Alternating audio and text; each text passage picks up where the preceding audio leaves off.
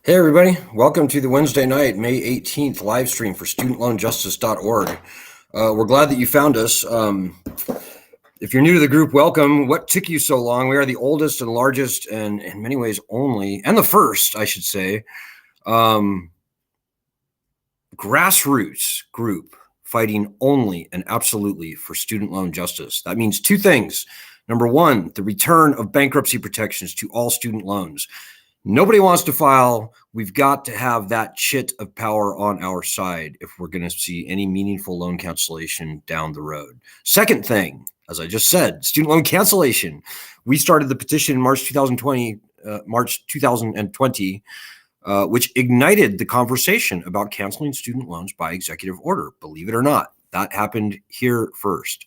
So we're thrilled that Elizabeth Warren and Chuck Schumer have embraced the concept, and other Democrats.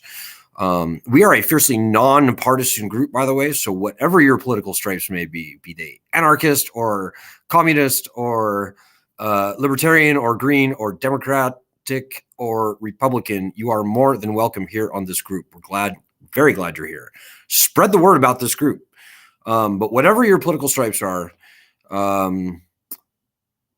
we would ask that in order for this group to work well, talk about only student loans, if you would, please. As soon as we start talking about abortion and border stuff and gun control and all the other issues, we lose our mojo. So truly, our political diversity is our greatest strength.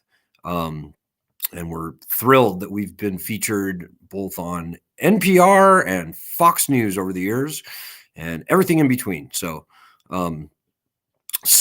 and by the way, if you have any questions or comments, throw them out, and I'm very happy to respond to them if I can see them. If you're watching us on Facebook or Twitter, if you're watching us on YouTube or Instagram or any of our other channels, then sorry about that. I can only handle so many things at one time. So you have to watch us on Twitter and or Facebook in order to participate in the live discussion. So there's a lot going on right now. I've got a couple of announcements. If you happen to live in the Washington, D.C. area, and if you have attempted to file for bankruptcy in the past on your student loans and would like to be interviewed, contact me. The best way is send me an email, alan@justice.studentloanjustice.org.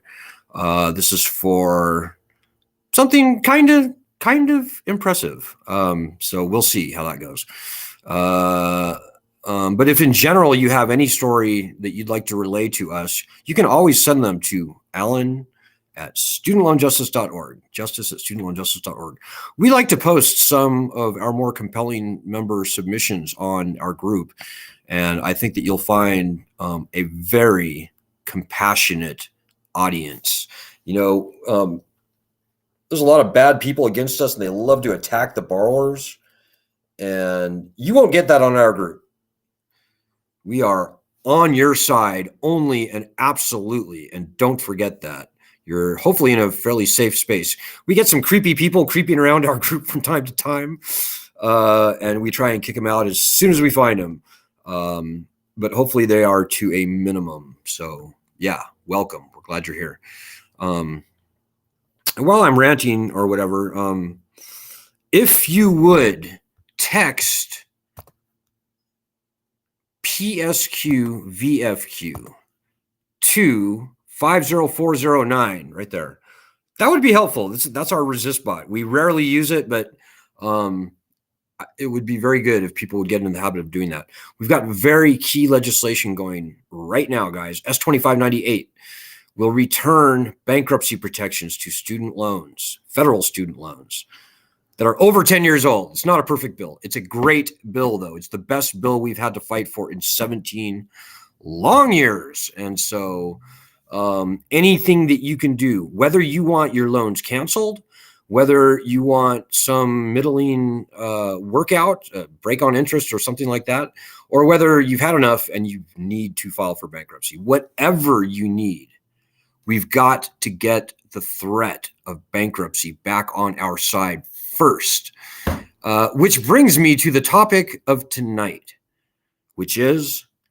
the danger of an up to $50,000 loan cancellation.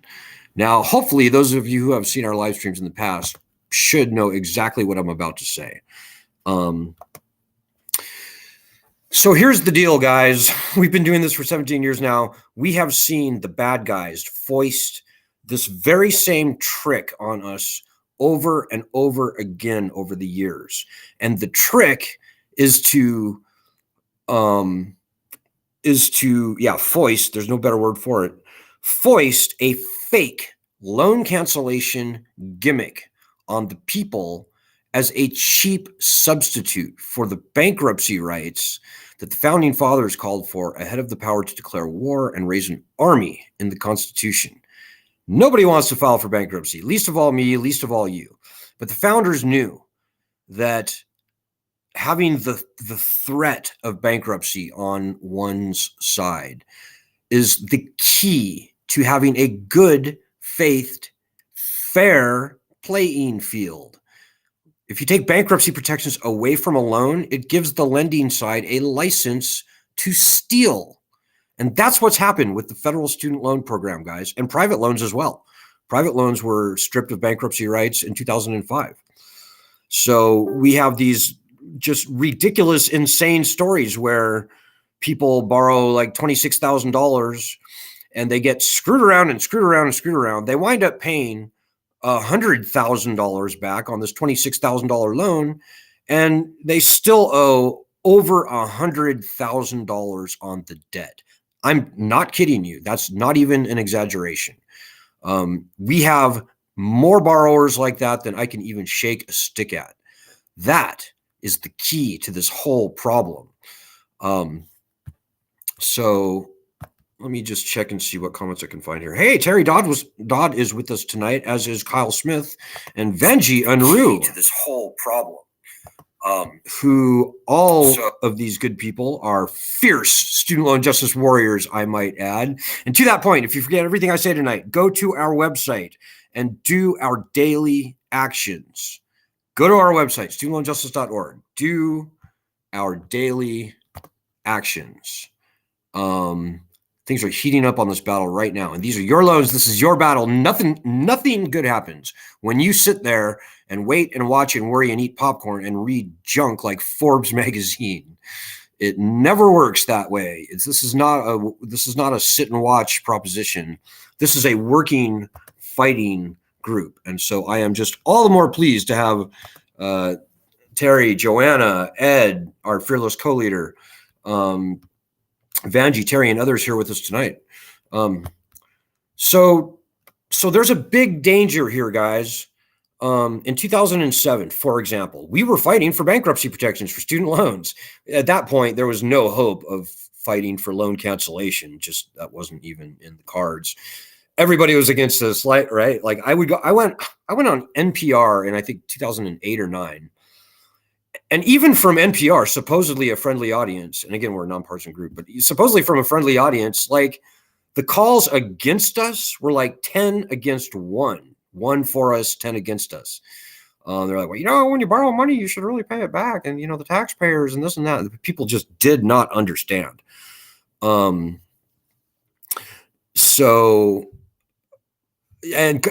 mentions very rightly that I am wise because I am so ancient. You better watch yourself, Kyle. You're going to be old one of these days, guy. And you better hope you don't have student loans when that happens, because I pity the fool. The older people in this group, and by the way, older people now outnumber younger people with student loans. So if you're over 50, like some people here are, you've been hurt bad, and there's no doubt. We now outnumber the younger folk with student loans, and we owe 300% more than the under 25 crowd, by the way. And we got screwed, my generation. But if you think we got screwed, Kyle's generation, all things notwithstanding, all things being equal, the younger kids are going to be owing $1 million balances, no problem at all, 20 years from now. So just remember that, kids. Anyways, Hey, Vanjie says hi. Terry Dodd says good evening. Let's see if I can see all the comments here.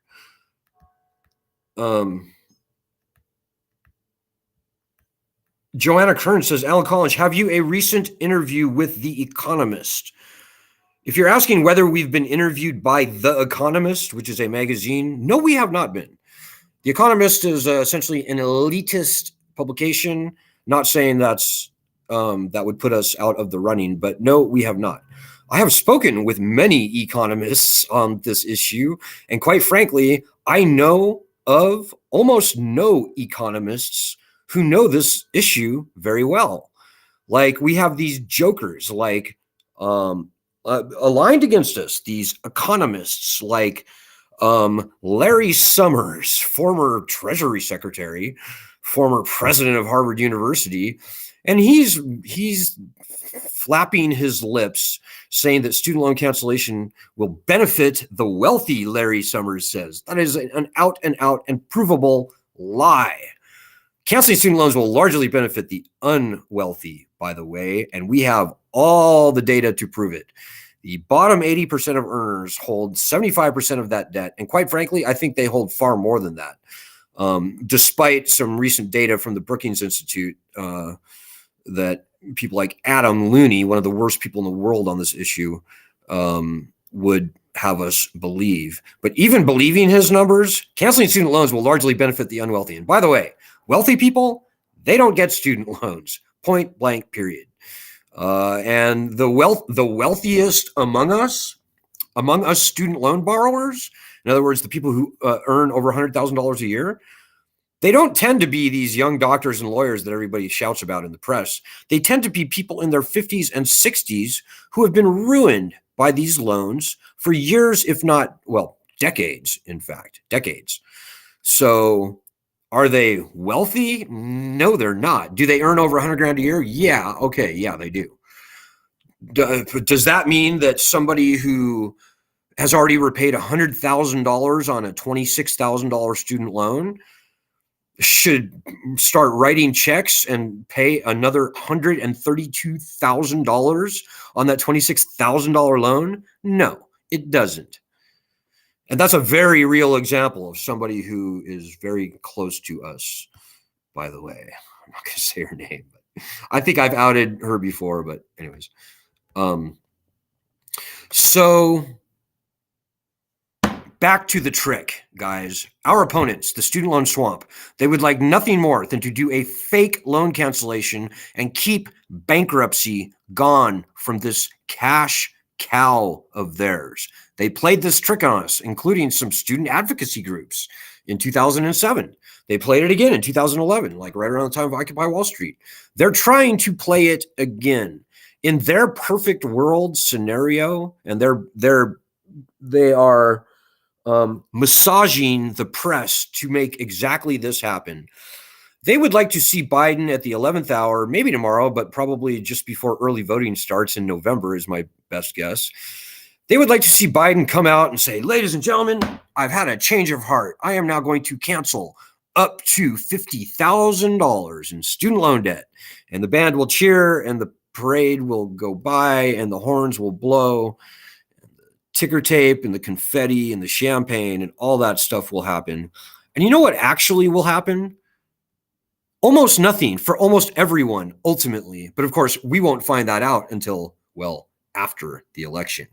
So that is what they'd like to do. The Department of Education, if they have their way, and they will bureaucratize whatever up to X amount loan cancellation Joe Biden might foist on us.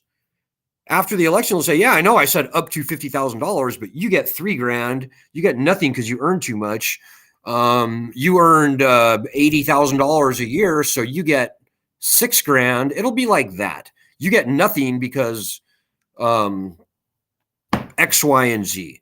This is how the Department of Education has always operated, ladies and gentlemen, always. And we've been doing this for 17 long years, and we are very wise on this topic, as Kyle is so quick to point out. We can't be stupid, guys. We can't let ourselves fall for that trick again. As long as the threat of bankruptcy remains gone from these loans, we're not going to see any kind of meaningful, actual student loan cancellation from Joe Biden. Now, when we get the right of bankruptcy returned, everything changes. They're going to have to cancel loans broadly, meaningfully, maybe even totally. I don't know. And quite frankly, I don't think very few people, and maybe even no one, will actually have to file for bankruptcy. The writing will be on the wall, and it'll be a question of, okay, do you want to see a massive wave of bankruptcy filings, or do you want to do the right thing and write off this dead garbage paper? Because let's be honest, guys, that's what this is. Of that $1.6 trillion outstanding, the vast majority of it is principal the vast majority of it is interest and fees and accrued interest on all that crap. It's not original borrowed principal.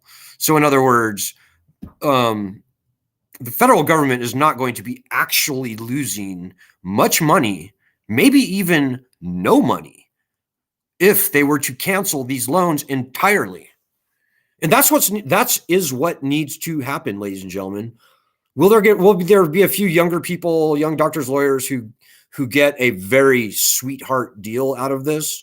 Yeah, there will be. There will be a few. By my best estimate, before the pandemic, 80% of all borrowers, however, were screwed on their student loans. They were either not paying, and that's way over half. It's close to 2/3 not paying before the pandemic, or they were paying and paying and paying, but their loan balance was going up. People like, I'm not going to mention any names, but this lending system is done, guys, by all rational metrics. There's no saving it, and there should be no saving it. This is a nationally threatening lending scam. And maybe the strongest thing I'll say tonight, the loans will not be paid. They will not. The loans will be canceled. They will be. That 1.6 trillion is air. It's garbage. It's mostly worthless paper that the government was never going to get back. They were never going to get paid. So do you cancel it 20, 30, 40 plus years from now when these people die?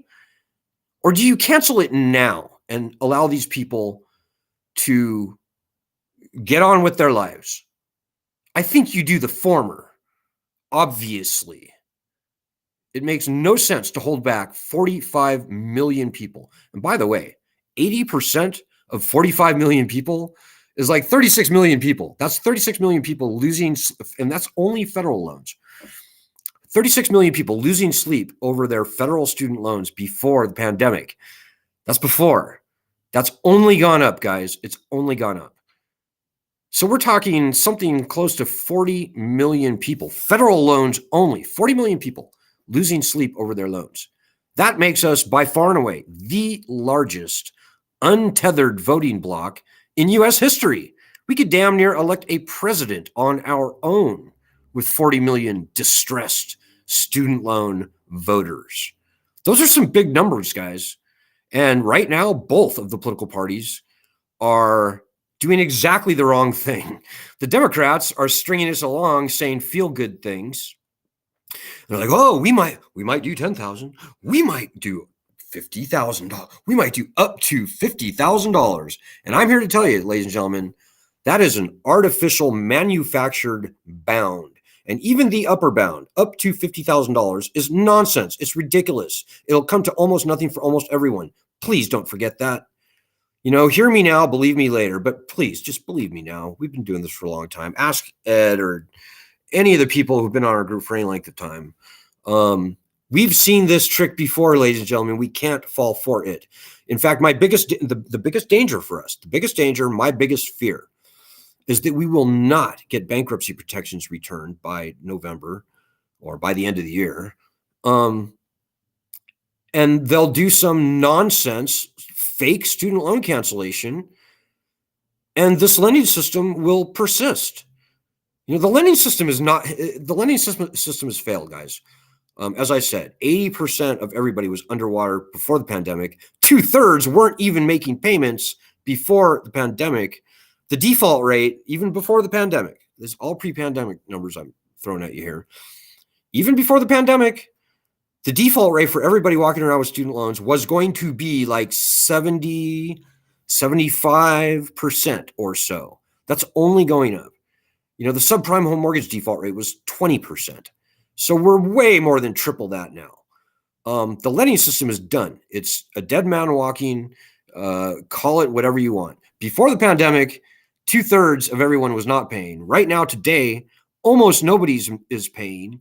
And whenever they have the chutzpah to try and turn this lending program back on, I'm sorry, very few people will pay. In fact, my best estimate is that something like maybe 15 or 20% of the people will pay. I'd be maybe even a little surprised if it was as high as 20%. So what do you call that? I know what I call it. I call it a failed lending system. I call it a pretend lending system. And the longer they wait, the worse that's going to get for them. So, but as I said, this could have a good ending, could have a bad ending. We could get a good, clean, quick death to this lending system. And that could happen right now here today. That could happen before November. It could. Or we could have a bad outcome where they try and keep this lending disaster going a few more years. They ruin people's lives, and ultimately they do cancel the loans, but it's because the borrower expires. I don't think we want that bad outcome, guys. I think we want these loans gone. I think I want them gone. Do you want them gone? I want them gone. I want them 100% canceled.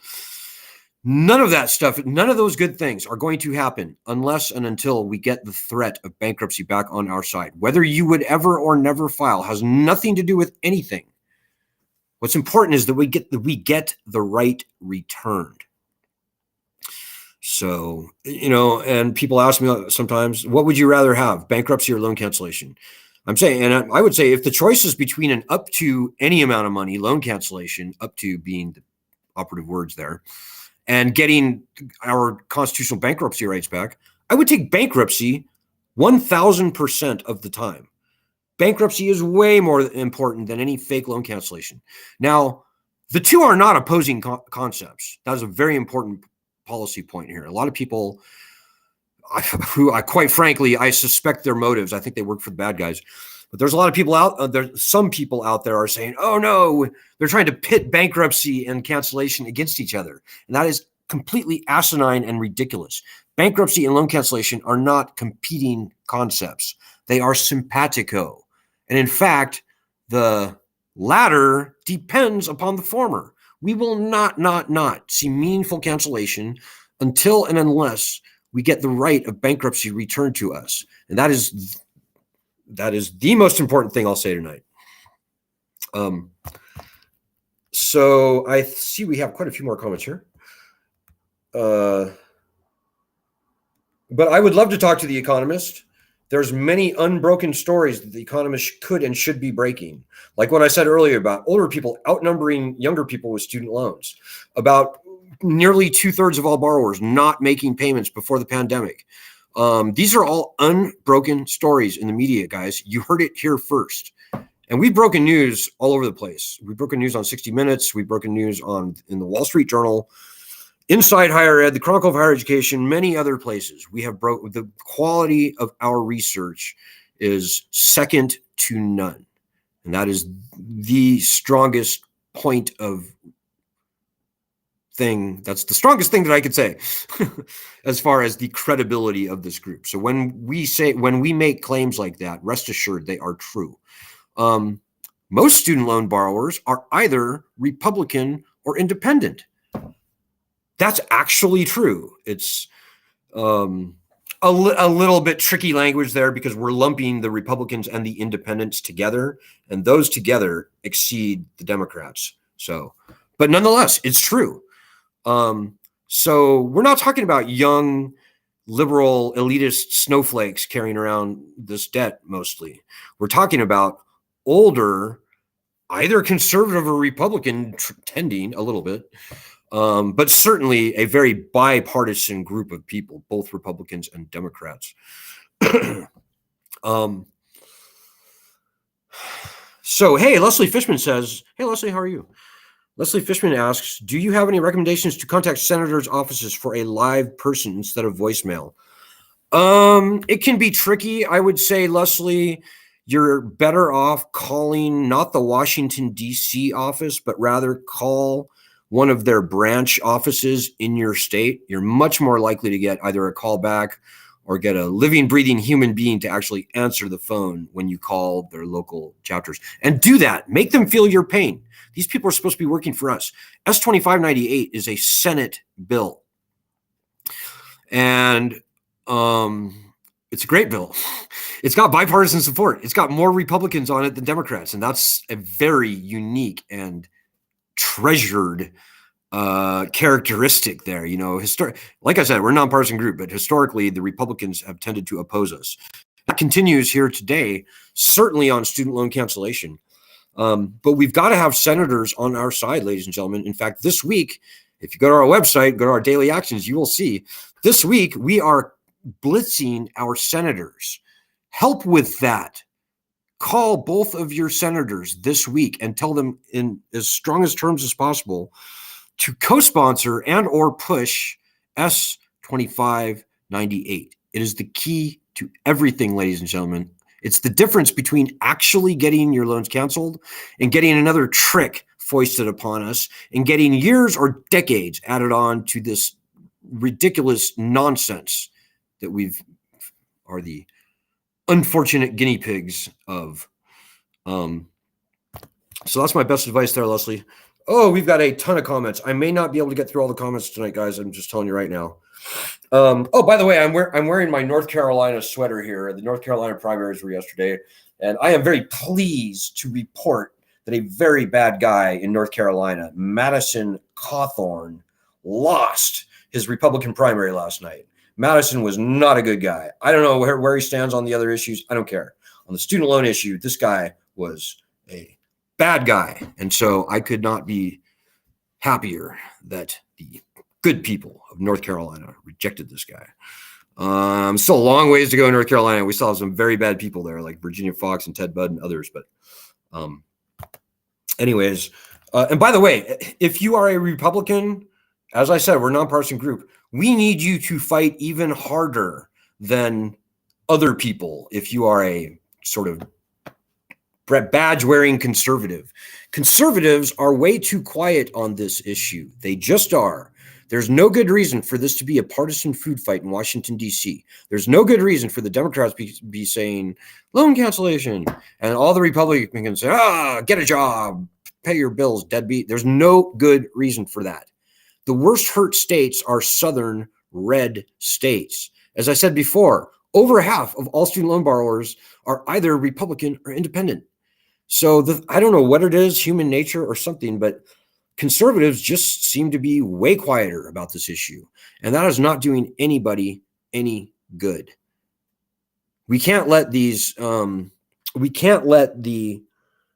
manufactured fake media narrative sweep us down the river. We can't let that happen, guys. We've got to stand up and start speaking out. A lot of people are now, and that's good, especially compared to 17 years ago when we started. But if you are a conservative, particularly if you live in a state where you have either a Republican senator, or a Republican senator and or a Republican governor, we need you getting your hands dirty, because the quickest way to solve this problem is by getting Republicans on our side. That's just true. If we could get Governor Ron DeSantis of Florida to stand up and say, Mr. President, I will not let the great state of Florida be conquered and enslaved under $120 billion in mostly federal student loan debt. I will not have that on my watch. Mr. President, cancel the loans. Or Mr. President, return bankruptcy at a minimum to these loans. If we can get even one Republican governor to do that, and they should, that's kind of game over. Like, everything changes after that. That changes the entire media landscape. It changes the zeitgeist. And it's not just Florida, guys. It's all kinds of red states, like the entire South, from Florida all the way up to North Carolina, all the way over to Missouri, and all the way down to Louisiana, and including Texas and Alabama. The South is being wrecked by these loans. Every governor of those states, every senator coming from every one of those states should be on our side. They apparently don't like to listen to liberals. And I get that. So if you are a conservative, you need to step up and represent. Because remember, guys, the founding fathers are on our side. Conservative principles are on our side.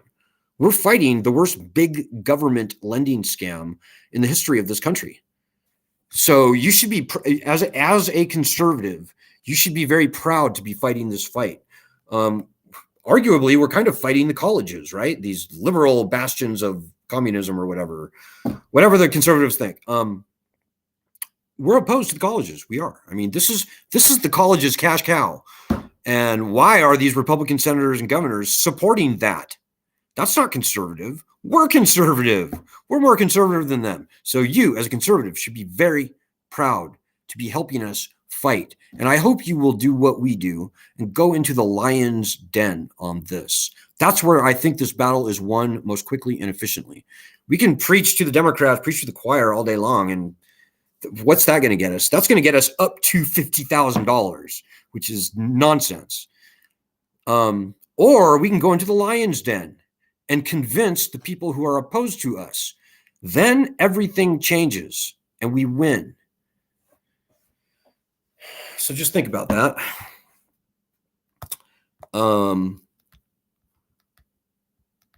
Still seeing like 20 more comments here. Ed says it's all bullshit. Aaron says it is. We're the laughing stock of better educated and funded nations. Yeah, I know. You know, the cruel, vicious ironies of this thing are never ending, guys. Never ending. Strongest country in the world, yet they conquer and enslave their citizens for the sin of going to college. Like, what is that? Russia, Mexico, China, our like adversarial countries or something. College is essentially free in those countries. The Netherlands, Germany, Holland, you name the country, and I'll show you a country where student loans are not even a thing. They're becoming a thing in England, though, by the way. England copied our model. England took bankruptcy protections away from their loans back in 2004 or so. And all the same nonsense that happened here is now happening across the pond. England, Scotland, whatever, the whole British Empire. But we are the exceptions, not the rule, guys. College in Cuba is free. College in Venezuela, I think, is probably free. So yeah. Now we're agnostic on what the next funding model for higher education should be. We only know that this current student loan system is done. It's failed. The experiment is over. The data is in. The U.S. federal loan system is essentially dead, guys. Student loans are becoming one large national joke. In my humble opinion, it is not only unwise, it is also unpatriotic to ever feed another dime of your good money into this beast. That doesn't help anyone. That hurts everyone, including tens or hundreds of millions of people, or even more, who are going to follow in our footsteps. What they did to student loans is the camel's nose under the tent. If they can do to other loans what they did to student loans, and they can, if we let this dangerous precedent stand, they will do it to every type of loan they can possibly do it to. Credit cards, even medical debt, you name it. And the bad guys will indeed conquer and enslave this country by debt. You know, John Adams said there's two ways to conquer and enslave a country. One is by the sword, the other is by debt. And that is the gun whose barrel we are looking into right now, guys. So you need to be fighting this fight. I don't care if you're conservative, whether you're liberal, conservative, Neapolitan, or cosmopolitan, or anarchist, or you name it. You need to be helping us fight. And there is no excuse for you not to be helping us. I don't want to be too heavy here, guys, but you have no idea how important you are. I don't think most people watching this have any idea how critical this group right here is. I kid you not. We would not have a good bankruptcy bill to fight for, but for this group. We would not be talking about student loan cancellation by executive order, but for this group. I know it doesn't seem like that, but it's true. So take heart, guys. None of this stuff happens in a vacuum. It's the Wild West right now. Nobody in Washington, D.C. has the first clue what they should do with this lending program. We do have the first clue. So we got this, guys, but much depends on what you sitting there do. And that's always been true. So I know some of the other groups, they're like, no, you don't have to do anything. Just sit there and we'll pretend to be fighting this battle. And you can sit there and maybe donate money or here, talk to one of our loan counselors and they'll sign you up on this and hook you up with a brand new student loan. And then they'll make tens of thousands of dollars in commission on your ass. And the problem will never get solved, but at least we made money off your stupid ass. That's what some of the groups do. We don't do that. We don't need much money at all to survive and thrive, like a tiny, tiny, tiny amount. No, that's not what we do. We're trying to get this problem solved. I want these loans gone. I'm a default student loan borrower. I want these loans gone.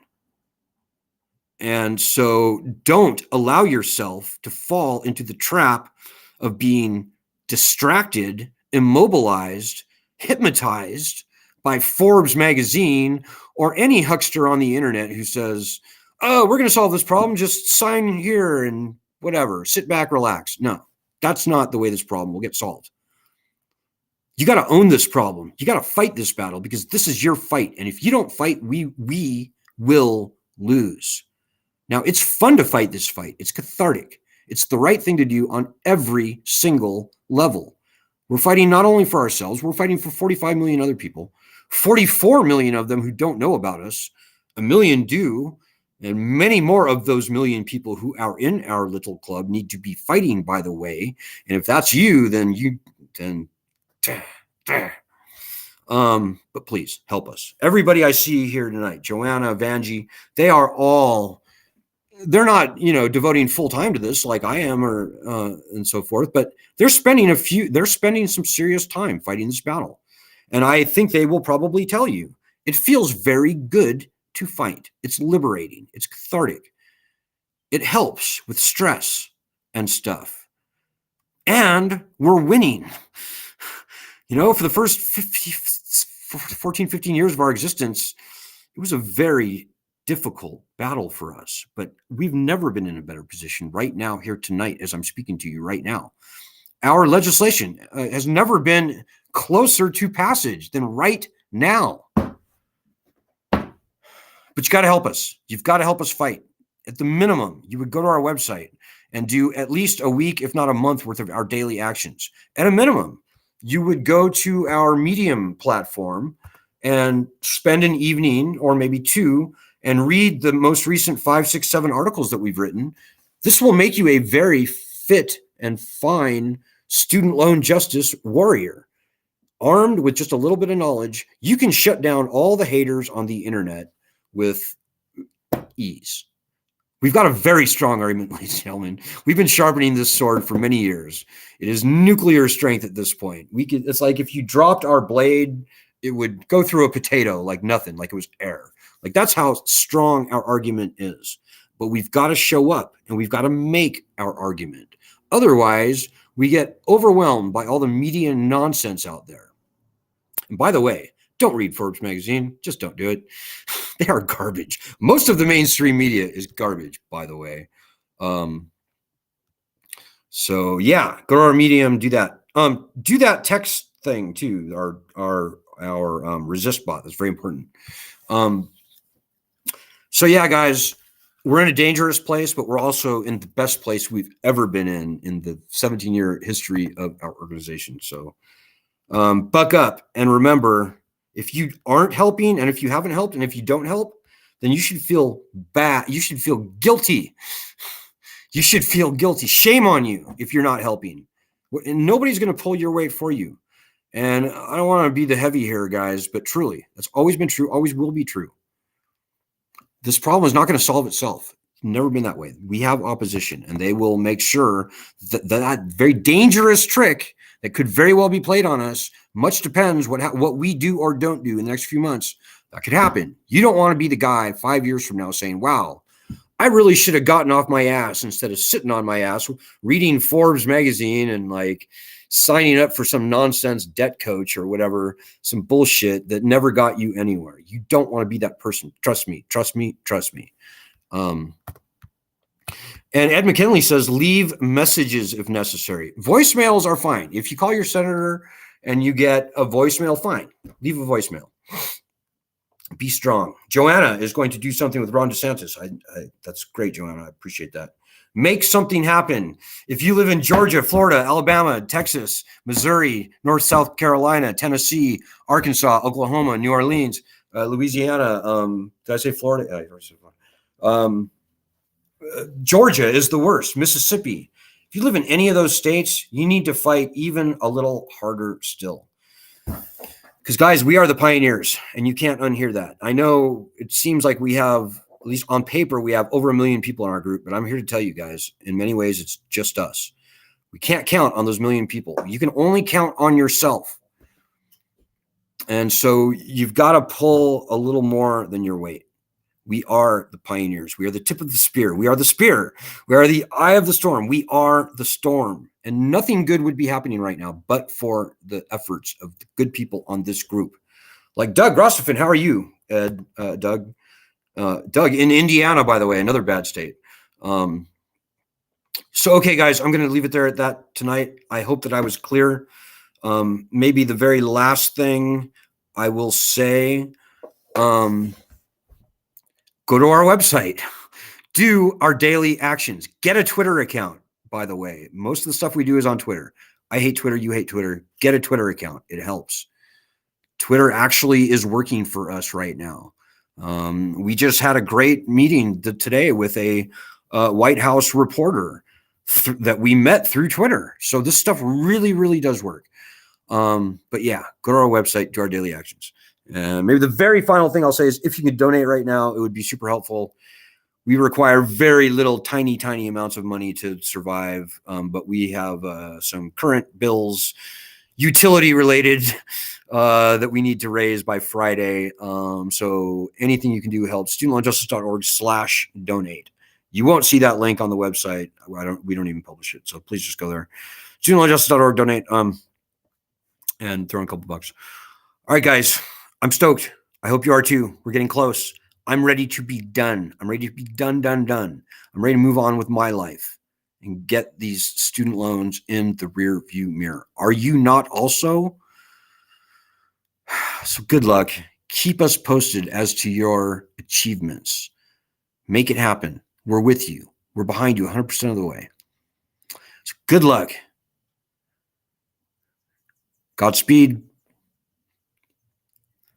God bless everybody. I'll see you on Friday. Ed will be back on Thursday. Ed will be here tomorrow. Peace.